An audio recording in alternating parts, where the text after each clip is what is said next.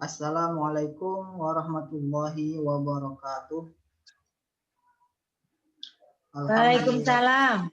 alhamdulillahirabbil alamin wa bihi nasta'in ala umuri dunya waddin. Wassalatu wassalamu ala asyrafil anbiya'i wal mursalin sayyidina Muhammadin wa ala alihi wa sahbihi ajma'in. Amma ba'du. Rabbi syrah li sadri wa yassir li amri wahlul 'uqdatam min lisani yafqahu qawli.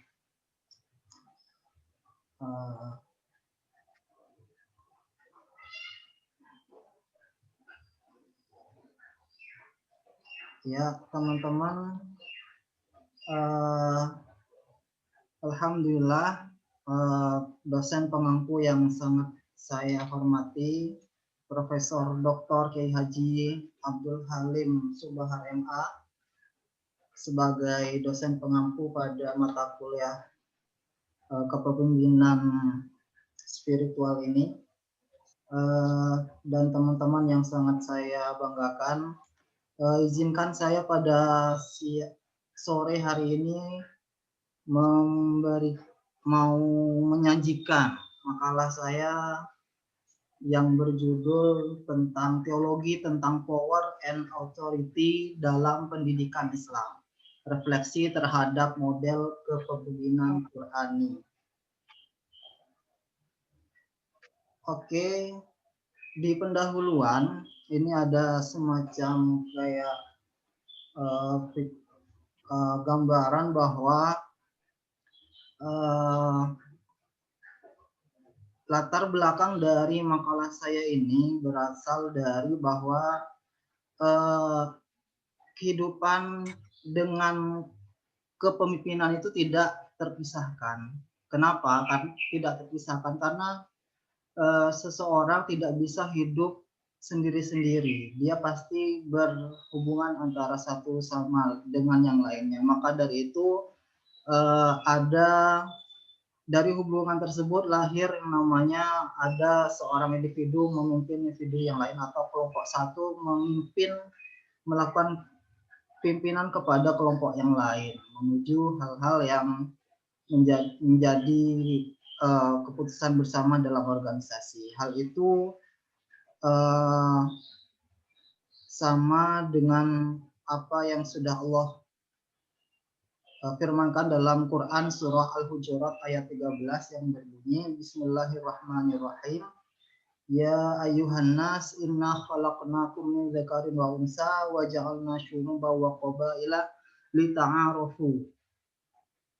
Inna akramakum 'indallahi atqakum. Di ayat surah Al-Hujurat ayat 13 ini jelas Allah Subhanahu wa taala menciptakan kehidupan ini dengan bermacam-macam. Ada yang laki-laki, ada yang perempuan, ada kelompok satu dengan kelompok yang lainnya. Nah, untuk mensinergikan berbagai kelompok tersebut, maka perlu ada pemimpin untuk menggiring satu individu atau individu yang lainnya atau kelompok satu kelompok yang lainnya kepada yang menjadi keputusan dalam sebuah organisasi. Kemudian sebelum kita ke power and authority, di sini saya akan mengulas tentang kepemimpinan Qurani terlebih dahulu. Yang pertama, menurut Tobroni. Menurut Tobroni, kepemimpinan Qurani adalah kepemimpinan yang berdasarkan etika religius atau yaitu kepemimpinan yang mampu mengilhami, mempengaruhi, menggerakkan melalui keteladanan, pelayanan, kasih sayang, dan implementasi nilai-nilai ketuhanan dalam prosesnya memperoleh tujuan dari organisasi tersebut. Kemudian pendapat kedua tentang kepemimpinan Qurani disampaikan oleh Quraish Shihab. Beliau berkata bahwa kepemimpinan Quran ini adalah kemampuan seseorang pemimpin untuk menggerakkan kelompok yang memiliki kesehatan jasmani, memiliki kemampuan emosi yang baik, kemampuan ketulusan hati dan kedekatan dengan Allah, serta memiliki kemampuan menghadapi tantangan dan cobaan.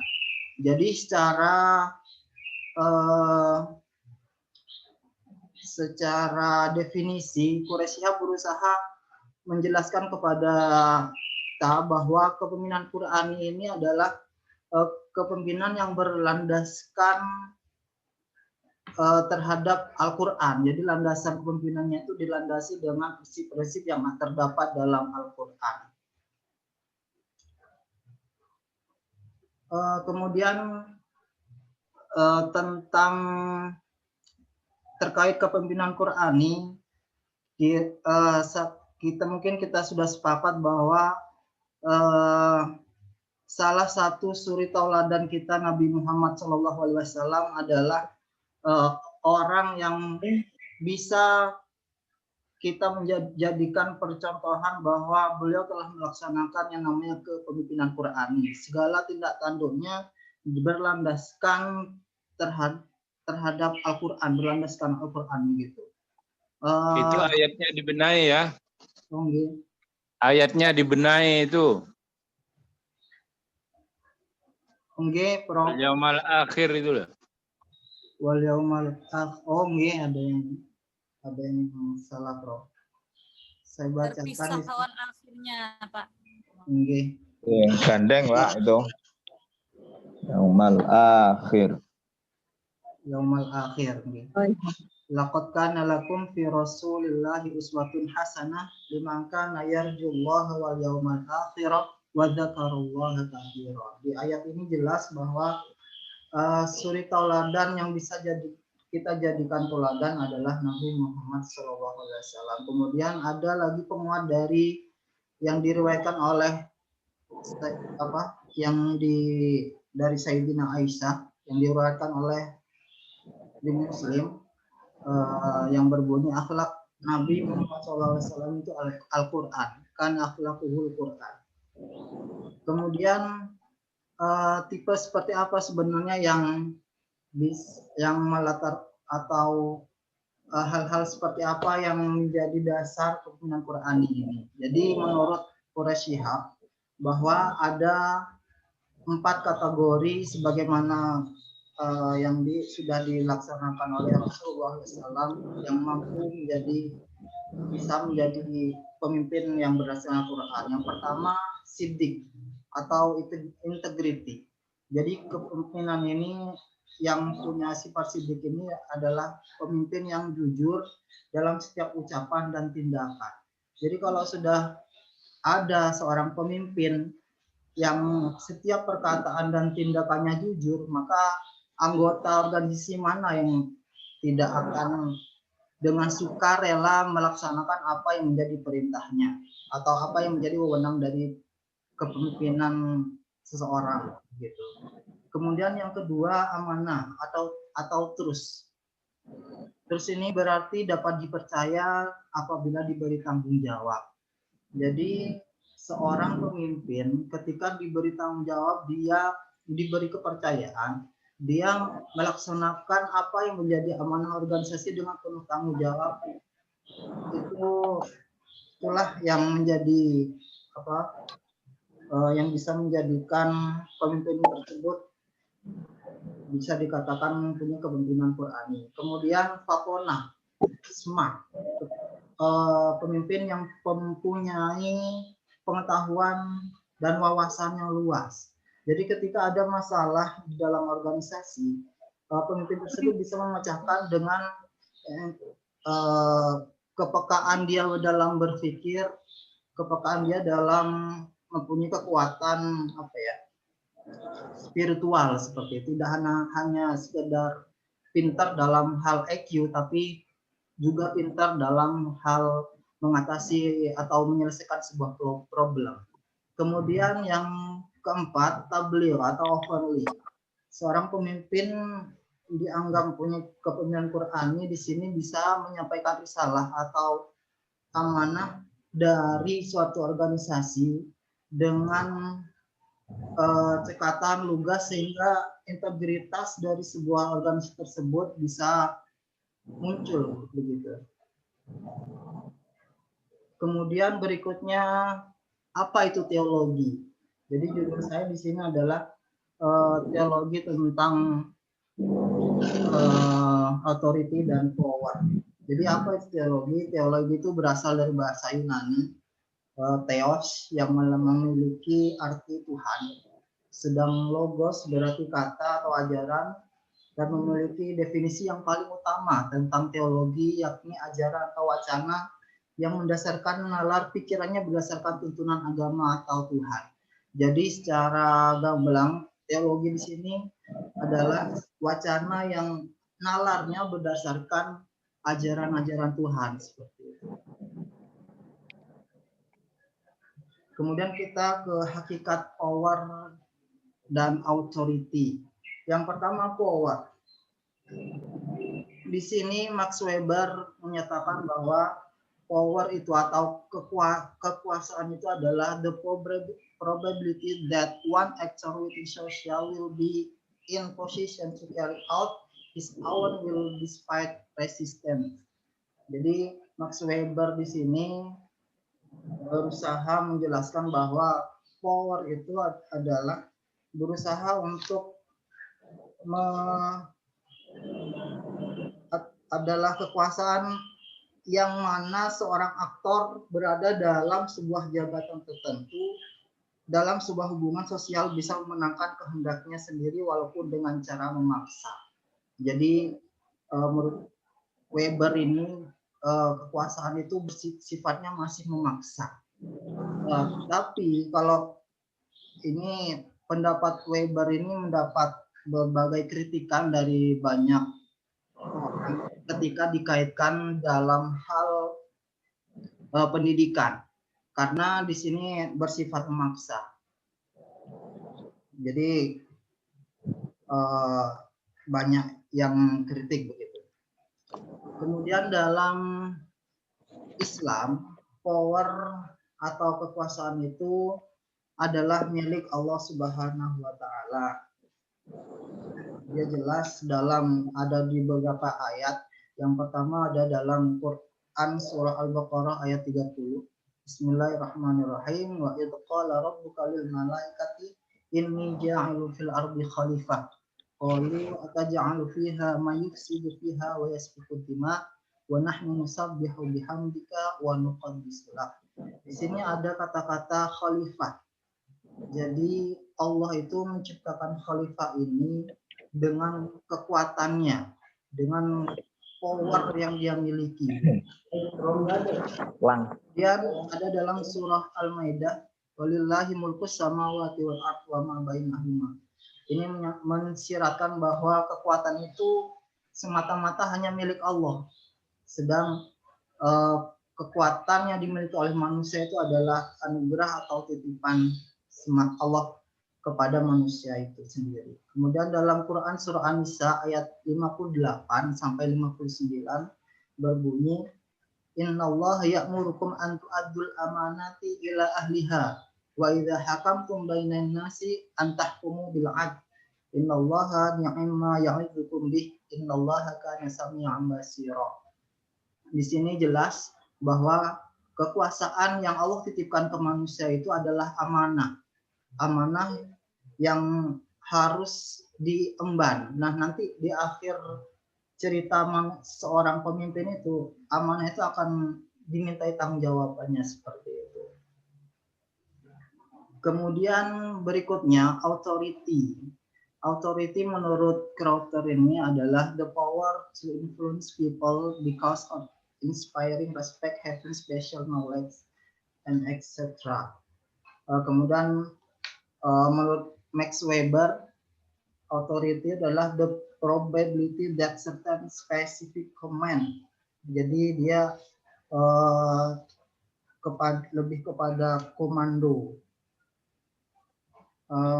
Berikutnya authority dalam Al-Quran menurut Islam ada di dalam surah Al-Baqarah yang mana berbunyi ayat 30, wa idh qala rabbuka lil malaikati inni ja'ilun fil ardi khalifah.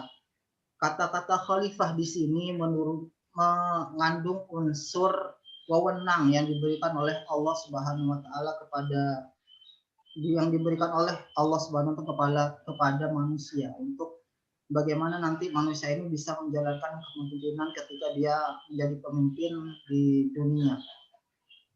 Kemudian dalam Islam authority atau wewenang itu adalah amanah. Amanah yang harus dipertanggungjawabkan gitu. Ada dalam surah Al-Hud ayat 61, wa ila samud akhahum shalihan qala ya qaumi ibudullaha ma lakum min ilahin ghairuh wa ansha'akum minal ard wastamarakum fiha fastaghfiruhu summa tubu ilaihi inna rabbi qaribun mujib. Ini ada kata-kata di sini wastamarakum. Jadi Allah menciptakan manusia ini dari tanah atau dari bumi, maka Allah bilang di sini wastamarakum, maka bumi itu dirawatlah, dilestarikanlah begitu. Jadi dengan adanya otoriti ini Allah memberikan dunia ini untuk dirawat untuk keberlangsungan generasi berikutnya. Kemudian mengenai authority ini ada beberapa kelompok yang berusaha atau tidak mereka menuduh bahwa wewenang atau authority itu hanya Allah saja yang mempunyai. Tapi tidaklah begitu. Kalau kita lihat atau tarik dari beberapa surah-surah dalam Al-Quran, ternyata Allah memberi wewenang kepada Nabi Muhammad SAW. Hal itu terbukti yang pertama, Allah telah memerintahkan Rasulullah menjadi hakim orang-orang yang berselisih. Itu ada dalam surah An-Nisa ayat 105. Berselisih dalam berbagai hal, tentang berbagai hukum yang tidak ada dalam Al-Quran, dan Rasulullah menyelesaikannya begitu dengan kewenangannya, dengan authority yang dimilikinya. Yang kedua, orang yang adil. Orang yang adil ini memiliki otoritas tersendiri. Jadi Allah memerintahkan orang yang membunuh hewan di tanah haram saat berihram harus mengganti hewan itu sesuai dua orang yang adil. Itu ada dalam surah Al-Maidah ayat 95. Kemudian yang ketiga, juru damai. Juru damai ketika ada seorang pasangan suami istri yang bertikai begitu, itu yang menjadi pendamai itu adalah punya otoritas untuk bisa menyelesaikan perselisihan antara suami istri tersebut. Kemudian di sini power dan authority itu ternyata berbeda. Di kekuasaan dan wewenang terdapat perbedaan. Menurut Max Weber, kekuatan meliputi kekuatan dan paksaan. Jadi ketika orang berkuasa memiliki power, dia mempunyai kekuatan untuk memaksa seorang atau individu untuk mengikuti apa yang dia inginkan begitu, atau yang diinginkan oleh organisasi. Kemudian wewenang tidak berimplikasi kepada kekuatan, tapi lebih mencakup pada penilaian yang tidak menentu pada bagian penerimaan. Jadi ada kaitan antara kekuasaan dan wewenang. Kalau kekuasaan nggak ada, maka wewenang juga tidak ada begitu. Jadi tapi ketika wewenang itu dimiliki seorang, maka pasti kekuasaan ikut di dalamnya. Kemudian bagaimana kekuasaan diperoleh atau hilang? Di presentasi minggu lalu secara teori umum, kekuasaan dan otoritas itu bisa hilang karena sebab dua hal. Yang pertama karena adanya teori pertukaran sosial. Jadi semuanya ada yang seorang pemimpin tidak cocok dengan bawahannya yang lain, maka dia diganti begitu, kekuasaannya diganti. Ada kemudian yang kedua teori kontingensi. karena adanya mungkin perubahan peraturan, perubahan suku dan lain sebagainya.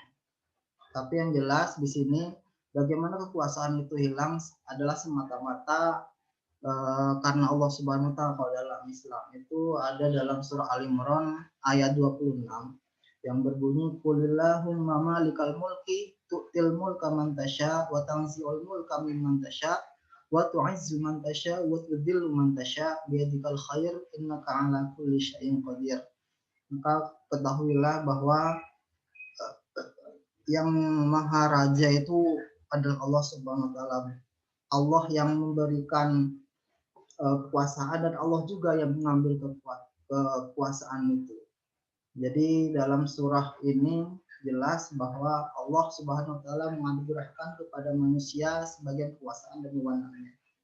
Di antara mereka ada yang berhasil melaksanakan tugasnya dengan baik karena mengikuti prinsip-prinsip kekuasaan, dan ada pula yang gagal seperti itu. Oke, teman-teman, saya kira ini presentasi dari saya tentang teologi, power, dan authority perspektif kepemimpinan Qurani. Kemudian saya serahkan kepada teman-teman, mungkin ada yang mau menjadi moderator pada sore hari ini atau bagaimana, monggo forum.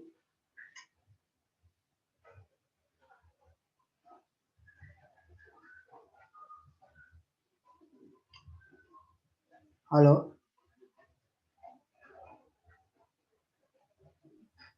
Halo. Iya, Pak Tama. Nggih, monggo. Mungkin saya bantu untuk memfasilitasi ya. Langsung diskusi. Oke, terima kasih. Terima kasih. Ya, Pak Tamam. Pak Tamam.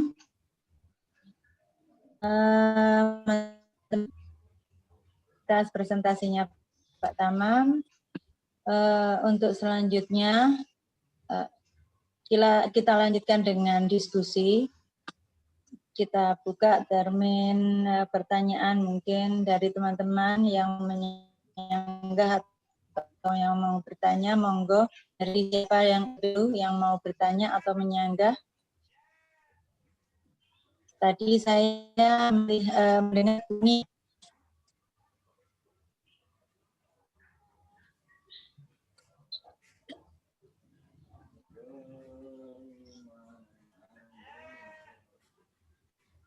Monggo untuk Bu Kurnia yang mau bertanya tadi, kami beri kesempatan.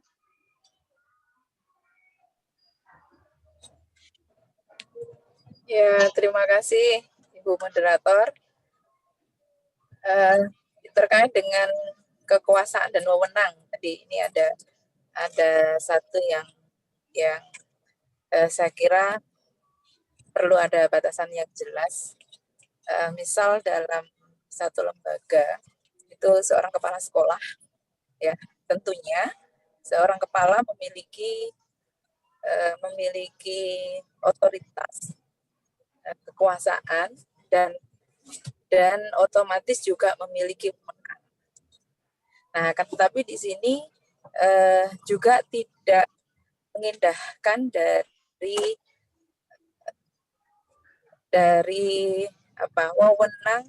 wewenang yang dimiliki itu juga harus memperhatikan pendapat atau masukan-masukan dari bawahannya. Nah, ini yang disebut dengan wewenang dan kekuasaan. Nah, ini sepertinya kalau menurut saya itu satu yang sama. Artinya ketika orang itu punya kekuasaan, otomatis dia juga memiliki wewenang. Nah, di sini ketika seorang pemimpin yang punya kekuasaan, apakah ada kemungkinan dia itu tidak memiliki wewenang untuk memberikan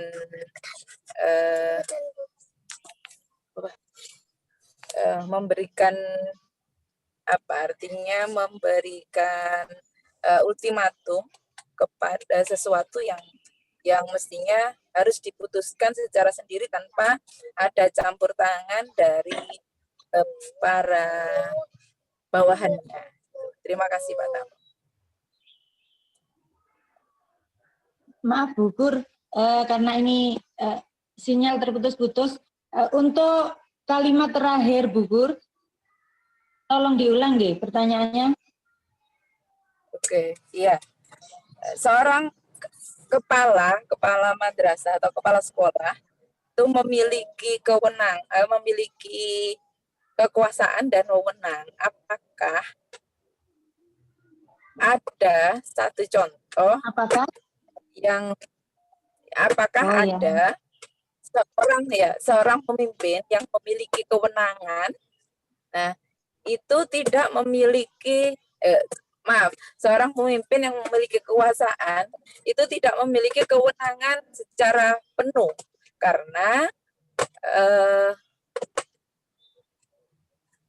harus memperhatikan apa yang menjadi pendapat dari para anggotanya. Terima kasih. Terima kasih untuk Bu Kurnia. Sementara ini pertanyaan saya tampung. Mungkin ada pertanyaan dari teman-teman yang lain, monggo.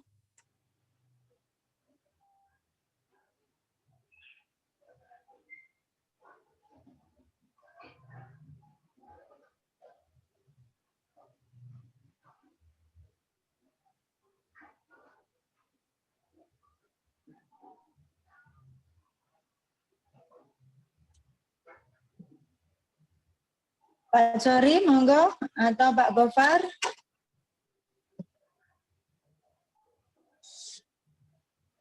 Bu Siti Halimah. Mungkin satu aja dulu. Monggo. Oh, satu aja. Nggih. Mungkin satu aja dulu ini yang kita kupas. Ya, dikupas dulu satu, Bu. Nggih. Pertanyaan dari Bu Kurnia intinya bahwa apakah ada satu contoh seorang pemimpin yang memiliki kekuasaan namun tidak memiliki kewenangan dikarenakan harus memperhatikan atau mendengar pendapat dari anggotanya. Begitu yang dapat saya tangkap dari pertanyaan Bu Kurnia. Monggo Pak Tamam kalau mungkin bisa ditanggapi. Oke, terima kasih banyak Ibu Kurnia. Apakah ada seorang pemimpin yang ketika memiliki kekuasaan tapi kewenangannya tidak ada begitu?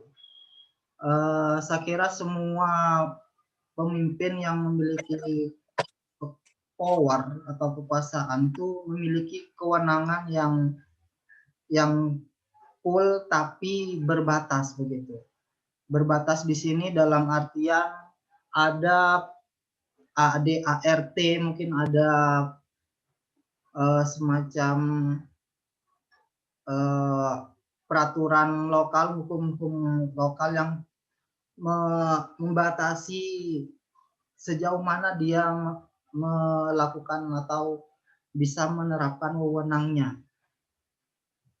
Ada, Bu. Jadi kita sudah bahas minggu yang lalu bahwa kewenangan itu ada batasnya begitu. Kemudian memang seorang pemimpin yang memiliki yang bisa dianggap punya kompeten yang bagus itu memang harus memperhatikan apa yang menjadi masukan bawahannya. Hal ini dalam rangka agar bawahannya tersebut bisa dengan sukarela atau percaya kepada pemimpin tersebut sehingga mereka bersama-sama dapat membangun komitmen untuk menjalankan organisasi tersebut untuk mencapai tujuan organisasi secara bersama-sama. Begitu. Itu mungkin bisa saya menambahkan sedikit nggih, Pak Tama. Nggih. Kalau dari pertanyaan Bu Kurnia tadi, apakah ada seorang pemimpin yang memiliki kekuasaan tapi tidak memiliki kewenangan? Pada dasarnya memang seorang pemimpin itu yang berkuasa, ini memiliki kewenangan. Namun, seorang pemimpin juga harus mendengarkan pendapat dari bawahannya. Bukan berarti pendapat tersebut akan menjadi satu keputusan, tetap keputusan ada pada wewenang kepala sekolah atau wewenang pimpinan. Nah, pendapat-pendapat dari bawahan itu adalah sebagai masukan atau sebagai tambahan, sebagai modal untuk bisa memberikan wewenang yang tepat, memberikan keputusan yang tepat sesuai dengan kewenangan kepala sekolah. Jadi tetap saja seorang pemimpin itu menurut saya tetap mempunyai kewenangan meskipun dia harus mendengarkan pendapat dari bawahannya. Tetap keputusan ada pada seorang pemimpin. Itu sedikit tambahan dari saya, mungkin dari teman-teman yang lain, monggo.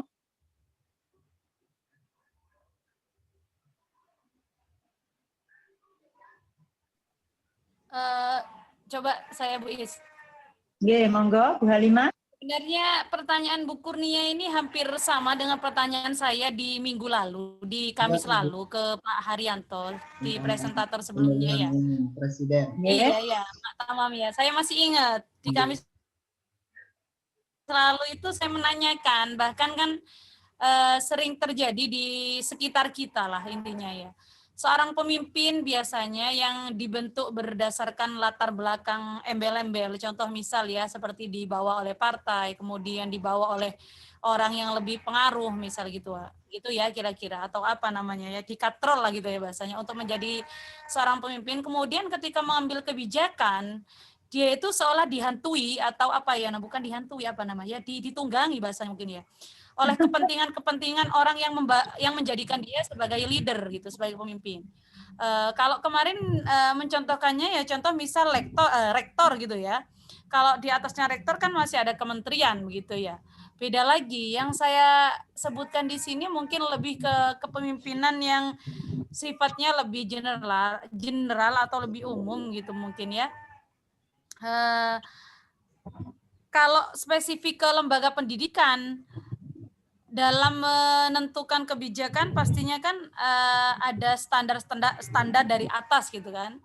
Beda lagi kalau kebijakan-kebijakan mungkin dalam bidang pemerintahan misalnya, mungkin itu juga bisa terjadi gitu ya, ketika mengambil keputusan atau mengambil sebuah kebijakan, itu ada embel-embel bahasanya apa ya, ada suara-suara sumbang selain dari apa ya, kebijakan si pemimpin itu sendiri gitu kan. Intinya hal ini lumrah atau sering terjadi begitu di sekitar kita.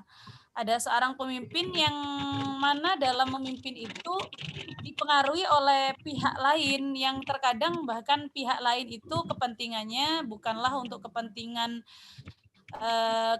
kepentingan dalam kepentingan apa organisasi tersebut gitu, bahkan kepentingan pribadi bisa masuk di dalamnya gitu.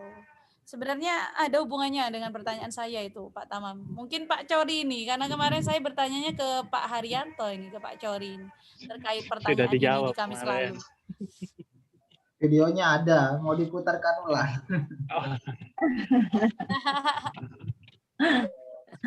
Saya menguatkan lagi. Ya, saya menguatkan lagi pertanyaan saya. Ini sekilas terbayang gini, ketika ada kepemimpinan yang bersifat kolektif kolegial atau kepemimpinan yang bersifat laissez-faire, ada seorang pemimpin yang memiliki sifat laissez-faire. Nah, ini di sini kemudian sebagai seorang pemimpin itu di mana kewenangan seorang pemimpin ketika memiliki sifat yang demikian. Hilang Bu, terputus Gur. Oh terputus? Iya. Putus. Iya. Jadi salah satu contoh itu kepemimpinan yang bersifat kolektif kolegial atau seorang pemimpin yang memiliki sifat laissez-faire. Nah, ini yang kemudian menjadi pertanyaan saya, di mana kewenangan seorang pemimpin ketika pada posisi yang semacam itu.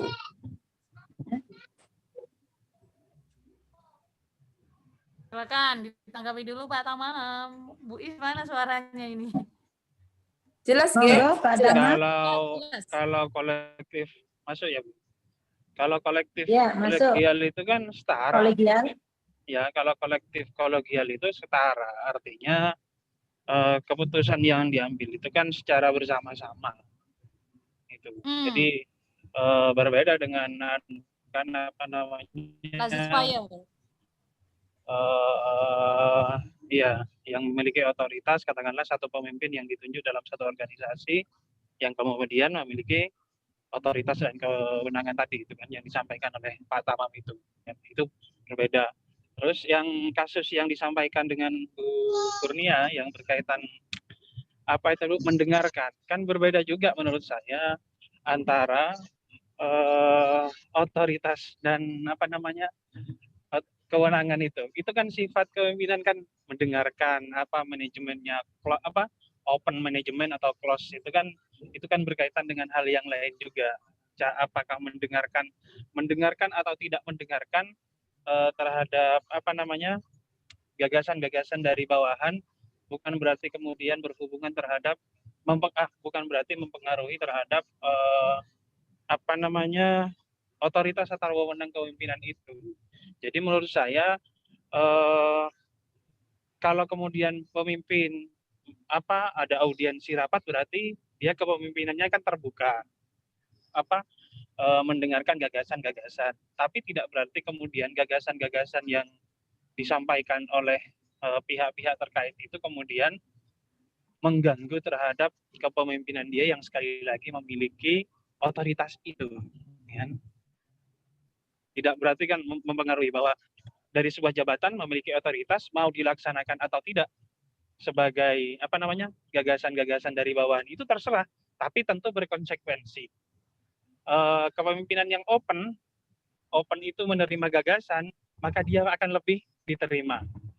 Kalau kepemimpinan dia kemudian dengan kekuasaan kemudian dia tidak open, tertutup, ya bisa disebut otoriter kan, otoriter dalam perspektif bahwa dia tidak menerima terhadap gagasan dan itu biasanya ditinggalkan. Kalau organisasi modern hari ini gaya-gaya seperti itu pasti ditinggalkan oleh oleh bawahannya. Makanya dalam kepemimpinan kemudian ada mekanisme seperti wasyawirhum fil am yang mungkin Pak Tamam bisa menyampaikan juga tadi, memusyawarahkan beberapa hal yang berkaitan dengan keorganisasian apa yang akan dilaksanakan, walaupun pada akhirnya setiap bawahan harus memahami bahwa ada hak otoritatif yang dimiliki oleh seorang pimpinan. Saya kira seperti itu. Itu nanti kan berkaitan dengan sifat-sifat kepemimpinan juga. Dan saya kira Pak Gepar ini bisa memberikan tambahan. Terima kasih. Iya, nyampe tahun Propudi gimana?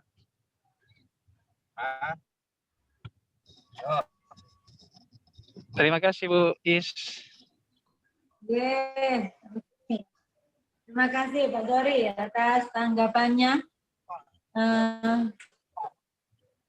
Mungkin ada tanggapan yang lain atau pertanyaan yang lain dari teman-teman?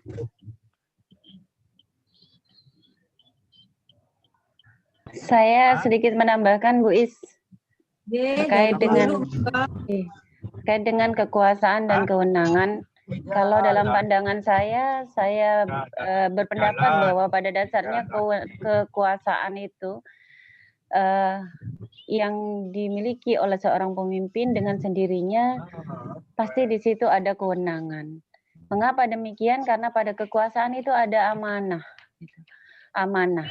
Saya mengutip dari apa yang disampaikan oleh Profesor Dr. Said Agil Munawar, di mana beliau mengatakan bahwa apabila manusia itu berkuasa di muka bumi, dalam artian misalnya menjadi khalifah, maka di situ kekuasaan yang diperoleh itu sebenarnya adalah pendelegasian dari kewenangan yang diberikan oleh Allah Subhanahu wa taala atau delegation of authority. Nah, karena begitu maka di dalamnya dia sebagai sumber dia sebagai pemegang kekuasaan yang pasti di situ sudah ada kewenangan ya. Kenapa? Karena kewenangan itu pada akhirnya nanti itulah yang kemudian harus dipertanggungjawabkan. Soal kemudian kewenangan itu dalam bentuk misalnya sebagaimana yang disampaikan oleh Bu Kurnia tadi, dengan beberapa model kolektif, kolegial, individual ya, kemudian dengan berbagai macam tipe gaya dan kepemimpinan, saya kira itu adalah mekanisme ya dalam mengambil sebuah dalam menjalankan kekuasaannya dan mengambil kebijakan melalui kewenangan yang dia ambilnya. Jadi menurut saya kekuasaan dan kewenangan itu adalah sesuatu yang saling beriringan. Ketika ada kekuasaan, maka di situ pasti ada kewenangan. Entah nanti kewenangan itu dia aplikasikan dalam bentuk seperti apa, dalam mekanisme seperti apa, itu tergantung kepada pribadinya. Karena apa? Karena pada akhirnya kewenangan itu yang menjadi amanah dia, itulah yang nanti akan dipertanggungjawabkan baik kepada manusia maupun kepada Tuhan yang Maha Kuasa. Saya kira itu tambahan dari saya. Terima kasih dulu tambahan yang mencerahkan. Kemudian mungkin dari teman-teman yang lain masih ada. Dan diskusi sore ini sangat memuaskan ya, karena masing-masing teman-teman mau memberikan memberikan pendapatnya, tanggapannya untuk satu pertanyaan dari Bu Kurnia. Nah, selanjutnya mungkin dari Pak Gofar, atau Pak Gofar libur dulu, enggak bertanya. Oh, bukan bertanya ini, Bu. Tapi memberikan apa ya? Ya tanggapan. Apa? Kritik makalah? Nah, tanggapan. Bukan. Tanggapan dan juga masukan ya. Non? Tanggapan dan juga masukan Pak Gofar. Oh, nggih. Baik, makasih. Assalamualaikum warahmatullahi wabarakatuh. Waalaikumsalam. Warahmatullahi wabarakatuh. Di jam-jam sore seperti ini, rekan-rekan masih semangat, ini luar biasa. Saya berikan apresiasi dulu. Apresiasi biar tidak tegang. Saya lihat tadi kelihatannya tegang terus. Ini kan sebenarnya yang disampaikan Bu Kurnia ini bukan tidak tentu terjadi, tapi kadang memang ada di dalam lembaga pendidikan, terutama di sekolah itu. Kepala sekolah yang yang ditanyakan tadi, kepala sekolah yang memiliki wewenang, namun terkadang kekuasaan atau wewenang yang terkadang wewenangnya ini, kekuasaannya ini masih dipengaruhi oleh bawahannya kan gitu kan. Nah, gitu. Oke, baik. Lah, kalau memang menurut saya ya kita lihat kan di tipe-tipe pemimpin itu kan memang macam-macam. Jadi ada yang memang tipenya, ada yang otoriter.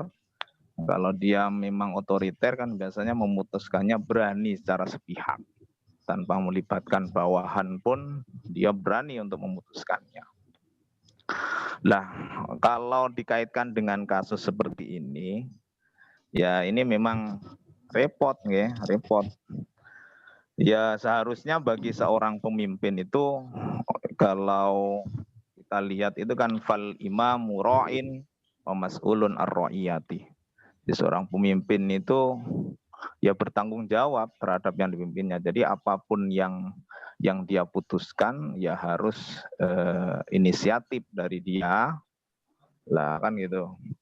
Lah kalau dia memang sifatnya demokratis, mempunyai sifat demokratis ya memang harus perlu dimusyawarahkan dengan bawahannya. Lah, memang ada kalanya keputusan itu ada yang sifatnya harus diputuskan secara sepihak, otoritatif tadi, otoriter, ada juga yang secara demokratis. Nah ini tatkala misalkan di sebuah lembaga itu ada hal-hal yang mendesak, ini tidak perlu dengan cara demokratis. Iya, harus otoriter, mendesak dan ditunggu malam ini tidak perlu. Jadi harus kebijakan daripada pimpinan kan seperti itu. Namun idealnya pemimpin itu memang mempunyai ya prinsip-prinsip kepemimpinan, kan seharusnya seperti itu. Ini saya membaca bukunya Stephen Covey. Ya, di sini kan ada beberapa prinsip pemimpin sebenarnya yang harus ada dalam diri pemimpin. Sehingga kalau kepala sekolah tidak mempunyai prinsip-prinsip pemimpinan seperti itu, ya diganti saja kepala sekolah yang seperti itu, kan gitu. Masih mencela-mencele, tidak tegas dalam hal mengambil keputusan seperti itu, ganti saja. Lah ganti orang yang tegas. Nah di sini kan harusnya prinsip pemimpin itu diantaranya yang pertama itu pemimpin itu harus fact finding.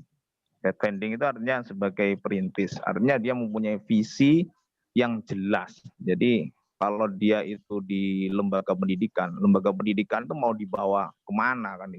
Mau dibawa kemana kan gitu. Nah, itu yang pertama. Terus yang kedua, biar tidak tegang. Terus yang kedua, pemimpin itu harus mempunyai prinsip-prinsip sebagai aligning atau penyelaras.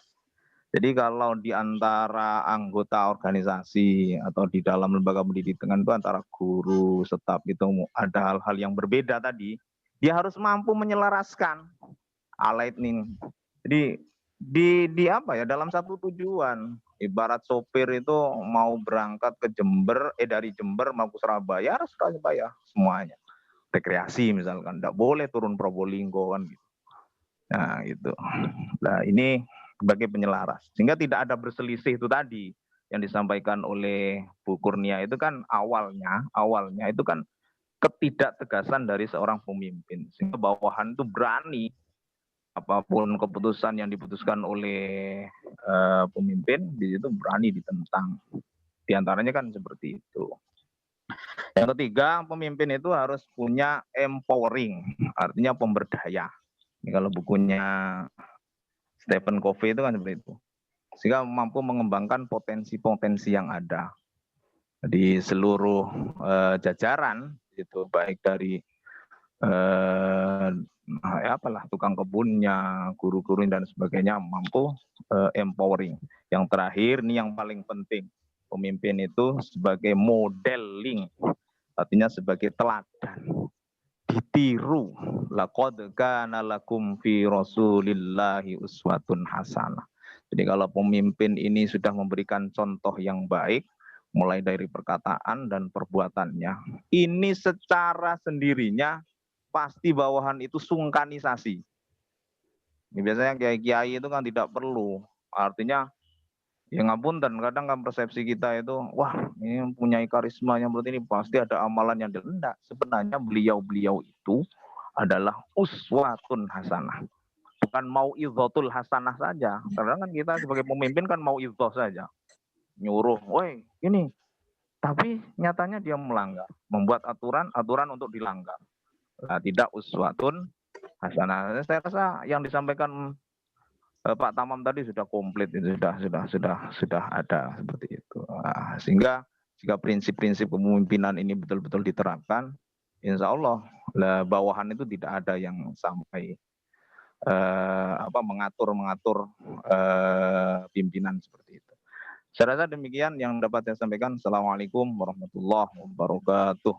Waalaikumsalam warahmatullahi wabarakatuh. Terima kasih Pak Abdul Ghaffar yang sudah memberikan pencerahan ya, dan juga tambahan masukan dari pertanyaan berikutnya. Dan selanjutnya kalau mungkin tidak ada pertanyaan lagi, ada pertanyaan lagi apa sudah? Sampun Bu, malam Jumat. Sampun Bu, sampun Bu. Malam Jumat. Kalau memang sudah tidak ada pertanyaan lagi, mungkin kita perlu ada pencerahan dari Bapak Bapak pembimbing kita, yaitu Pak Profesor Haji Abdul Halim Subahar. Monggo Bapak aturan untuk bisa memberikan tambahan ilmu bagi kami. Ini ada yang membahas dari aspek epistemologi. Boten. Nggak ada, Prof. Mboten enten, Prof. Nggak ada ya? Nggih. Mboten enten.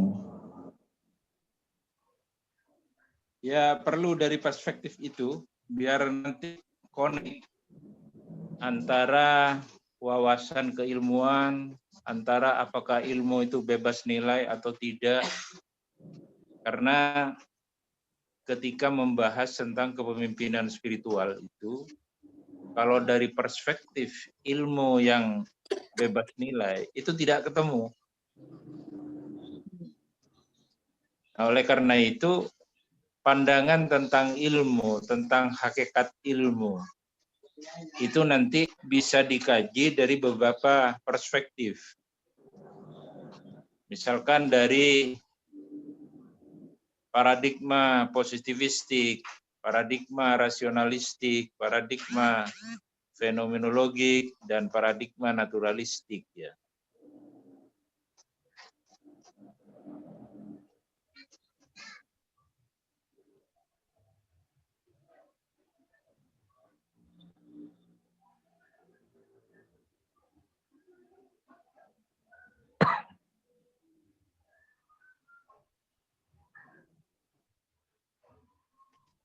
Karena dengan paradigma yang jelas, apakah itu positivistik, rasionalistik, fenomenologik maupun naturalistik, kita itu bisa memposisikan untuk adaptasi terhadap kepemimpinan spiritual itu.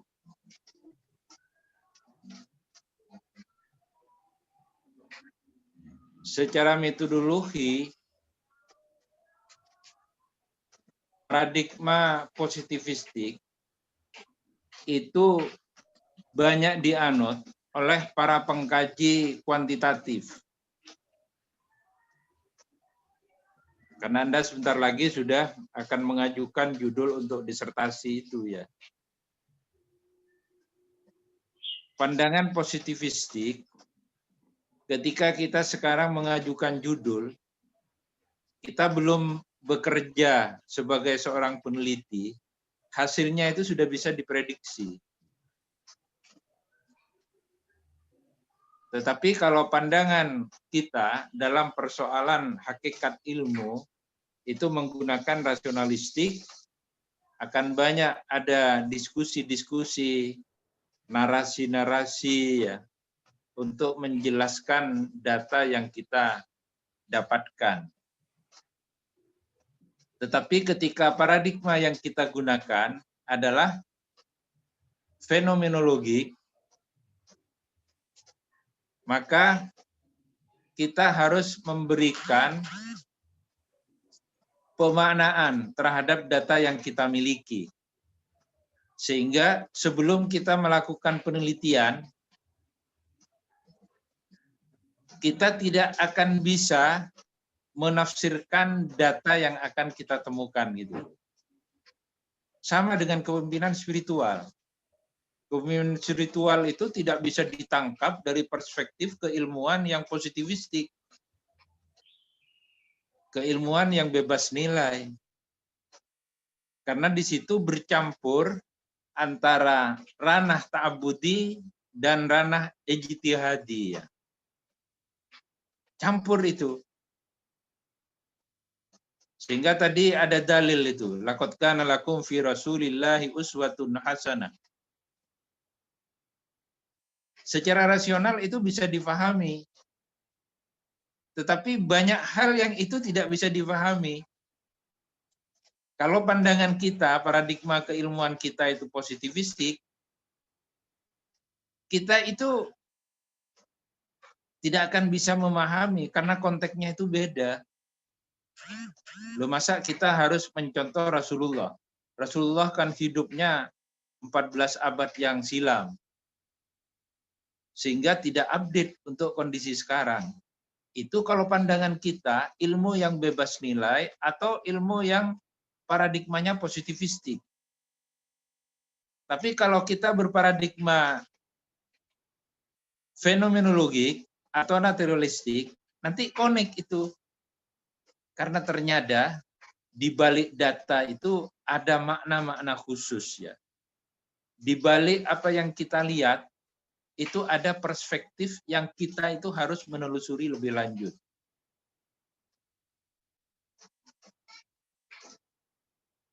Nah, oleh karena itu, dalam orientasi penelitian, itu pasti ada positivistik, ada rasionalistik, ke atas lagi ada fenomenologik, ke atas lagi ada naturalistik.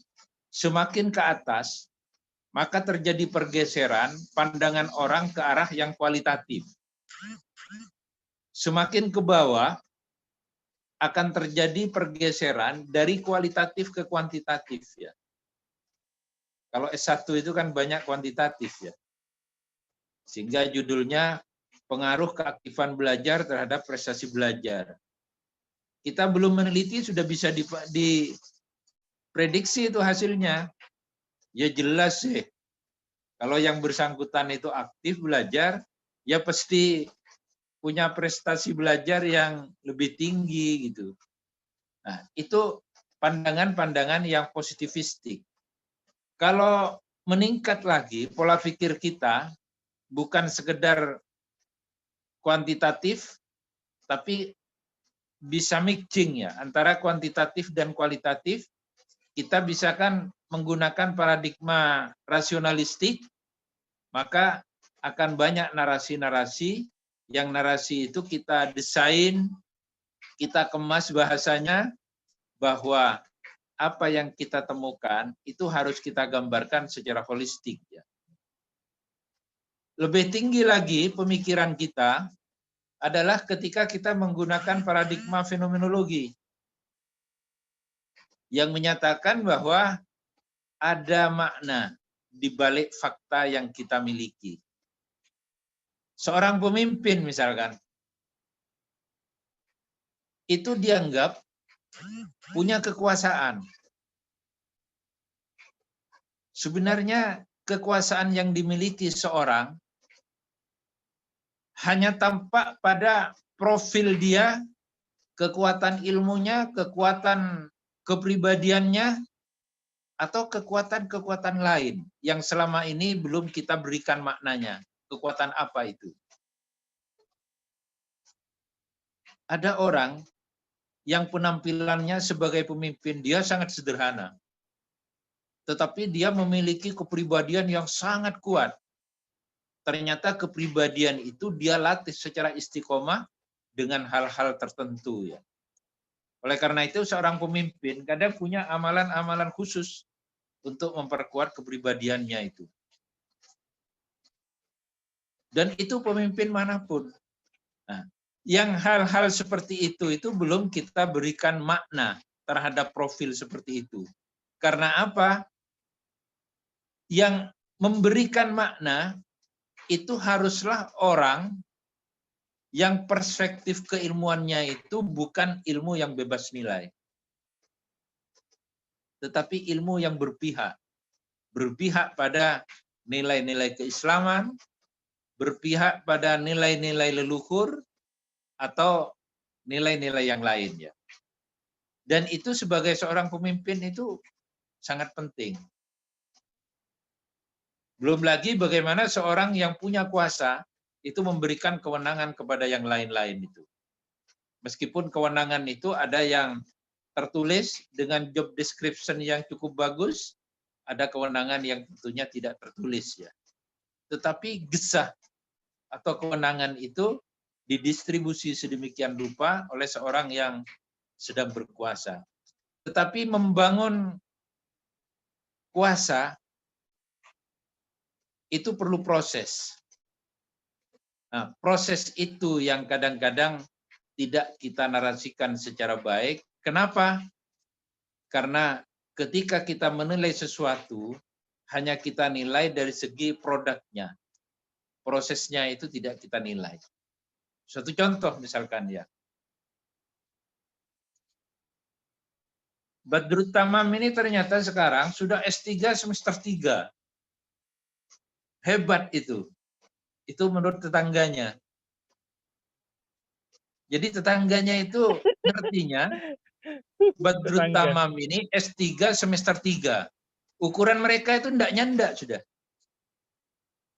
Mereka itu nggak ngerti ya. Ternyata Badrut Tamam bisa S3 semester 3 itu banting tulang itu. Belajarnya luar biasa ya. Bukan hanya belajarnya yang luar biasa. Mungkin punya amalan-amalan tertentu yang juga luar biasa, yang sama sekali tidak tercover oleh teori-teori yang ada. Misalkan aja dengan perspektif positivistik. Apa kita percaya bahwa al-istiqomatu khairun min alfi karomah? Nggak percaya itu. Kita itu baru percaya kalau perspektif keilmuan kita fenomenologi naturalistik. Karena itu memang hal yang faktual ya. Cuman faktual menurut orang yang perspektif keilmuannya itu positivistik beda dengan faktual menurut orang yang keilmuannya itu fenomenologik atau naturalistik ya. Pemaknaannya itu beda. Sama-sama semester 3 ya. Sama-sama S3, sama-sama MPI, 11 orang mungkin bisa memberikan 11 makna terhadap satu fakta ya. Coba itu bisa dikaji lebih lanjut. Mudah-mudahan saya yang akan datang punya banyak waktu untuk mendeskripsikan secara detail hal-hal seperti itu. Karena sekarang ini sudah waktunya kita melihat ilmu, kita melihat pengembangan ilmu dari 4 perspektif yang tadi saya kemukakan itu. Positivistik, rasionalistik, fenomenologik, naturalistik. Semakin ke bawah, perspektif seorang pada tingkat positivistik, maka dia hanya bisa berpikir kuantitatif. Orang akan berubah berpikir kualitatif kalau dia mengalami pergeseran dari positivistik ke rasionalistik. Hanya kalau rasionalistik ini ada bahayanya. Bahayanya orang sekarang ini banyak yang pintar menarasikan suatu kesalahan. Sehingga kesalahan itu dianggap sebagai sebuah kebenaran ya. Apalagi yang ahli filsafat ini. Ahli filsafat itu keilmuannya yaitu. Mungkin itu dulu beberapa hal yang bisa saya sampaikan. Saya menyimak sudah sangat bagus perkembangan diskusi dari waktu ke waktu. Saya kira manfaatnya tidak harus sekarang ya. Tapi semester depan sudah bisa Anda rasakan bagaimana manfaatnya. Amin. Semoga. Jangan pernah berhenti membaca. Jangan pernah berhenti belajar. Jangan pernah berhenti diskusi ya. Sebab itu pintu-pintu membuka peluang bagi kita untuk maju. Insya Allah, Prof. Cukup sekian, mudah-mudahan kita selalu sehat sekeluarga. Amin. Lalu oleh karunia untuk memahami belajar kita dan dimudahkan segala ikhtiarnya. Assalamualaikum warahmatullahi wabarakatuh. Waalaikumsalam warahmatullahi wabarakatuh. Terima kasih pada Prof. Halim yang telah memberikan tambahan-tambahan keilmuan yang sangat mencerahkan. Semoga kita semua dapat mengambil atau dapat lebih bisa memanfaatkan atau mengambil hikmah dari ulasan-ulasan atau tambahan ilmu yang disampaikan oleh Prof. Halim. Yang selanjutnya untuk pertemuan pada sore hari ini, mari kita tutup perkuliahan pada hari ini dengan membaca doa penutup majelis. Bismillahirrahmanirrahim. Subhanakallahumma wa bihamdika asyhadu an la ilaha illa anta astaghfiruka wa atubu ilaik. Walhamdulillahirabbil alamin. Moderator, mohon maaf bila di sana sini banyak kesalahan. Selanjutnya monggo di luar dari Minggu depan siapa, Bu? ini kita membicarakan yang lain kalau memang ada yang perlu dibicarakan. Minggu depan siapa? Pak Sandiko. Pak Sandiko.